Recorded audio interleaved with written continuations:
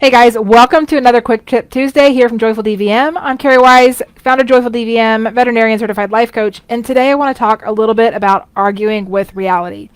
It seems like right now we have more opportunity than ever before to hear conversations around us starting with phrases like he should, she should, they should. Have you seen these in your own lives? It seems like a lot of the conversations we have in our own household here come down to long discussions about how people should be doing things different than the way that they are, and how events should be different than the way that they are as well. Just the state of the world is very much in a position where our opinions about the world are very prominent and very, very much the topic of conversation.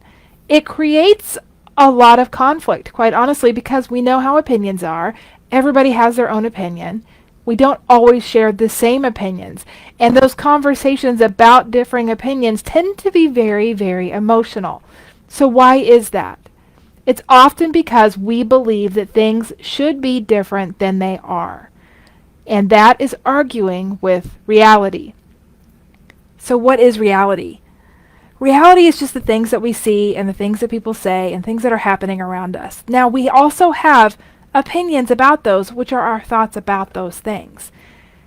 When we start to believe that everybody should share the same opinion about the way that things are happening, then we create a lot of internal turmoil. We really want to take a look at this at the base of our own life. Where are you believing that things should be different than they are? Where do you believe personally things should be different for you?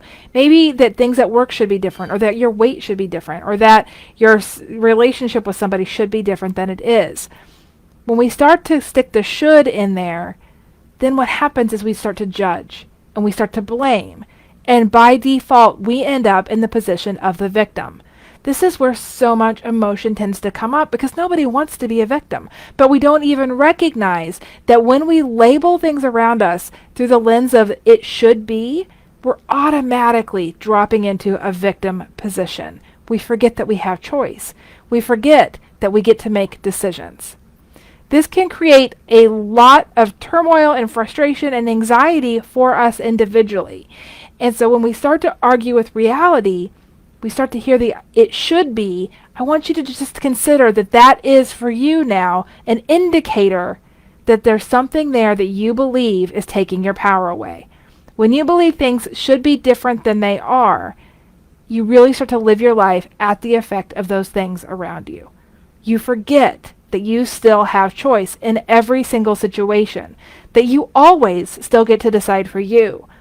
That just because somebody else isn't doing something the way that you would choose to do it, that doesn't mean that you don't still get to decide for you.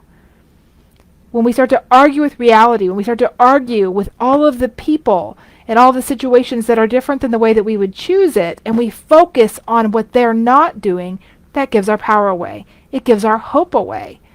It gives our choices away, quite honestly. When we focus on what isn't, instead of what is and true for us, that just creates a situation where we continue to live our lives at the effect of the things around us. And there's been no more opportunity for this than right now. The state of the world, given all of the things that are happening all across the globe right now, there are so many opportunities for us to point out how things should be different. And I'm not saying that I don't want them to be different, because I absolutely do. But if I focus on what should be, then that stops me from taking action to creating something different for myself. And the only way things globally change is if we individually take action. And this isn't about any one particular topic. There's so many options on what you can actually apply this to right now. You can even just take a slice of it and put it into your own job. If things at work are not the way that you believe that they should be, are you focusing on how they're not? Or are you thinking about how it could be different? Now, there's a little bit of a caveat here. Focusing on how they are not, what they should be, is going to feel really comfortable, because there's probably other people in your same job who have that same opinion. And when we get together in groups and we commiserate about how things are awful and how they should be different, there is a bit of comfort in that. But what we miss is that as we focus on how things are not the way that we believe that they should be, we also give our power away. Instead, there's opportunity there for us to say, okay, this is the way that it is. this is not the way that I want it to be. What are my opportunities to make it be different? Now, depending on your situation, in your employment situation, you may not be in a position where you can actually institute change in your organization. You're going to be able to know that for yourself, whether or not you're in a leadership type position or a position of influence that can actually make change, positive change. But if you are not in a position to institute change, then what you need to see is that you still have choices and that you're still making choices every single day. None of us are a victim of the places that we work. Every day we make a decision whether or not to go there. This is so hard to see when you're in the thick of it, when you're in burnout, when you're completely just worn out by your job. I've totally been there. It's very hard to see that you're anything but a victim of your job and even of the profession. What is actually happening, though, is every day we're still making a choice to go in to work. There's nothing that we have to do. There's nothing in the world that we have to do. We don't even have to pay taxes. There's consequences. What's true is that we want to do those things that we're telling ourselves that we have to. We actually want to do those things because not doing them would have a consequence worse than doing the thing that we're choosing. We need to keep recognizing our choices. If we don't recognize our choices, then we start to live our lives at the effect of the things we can't control. We believe that we are victims of those things. Our life becomes the result of the choices that we're not making or not recognizing. What's true is that we're always making choices. So even when we believe that things should be different than they are, we are either making a choice to accept that the way that they are is just the way that they are, and we're not trying to affect any kind of change, or we're making a choice to make a change for ourselves, whether that's a change within an organization, which we might have the ability to do, or a personal choice to adjust our own path to do something completely different. When we just continue to stay and complain and lament about how it should be different where we are, just recognize that in itself as a choice. It is a choice that says, I don't like the way it is here, but I like it better than what it would require of me to find something different, to do something different, to create something different. The comfort of the known, even when the known is not something that we love, the comfort of that situation is really powerful.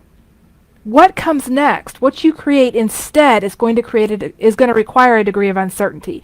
And uncertainty, the fear of the unknown, will keep many of us from moving forward. Where this becomes a really big problem is when we then decide that we can't move forward because of whatever reason. We forget that our decision not to move forward is actually a decision. It is actually a choice that we're making. Instead, we blame and we say that the reason that we can't do things or our lives aren't a certain way is because of these other things. These other things are never the reason.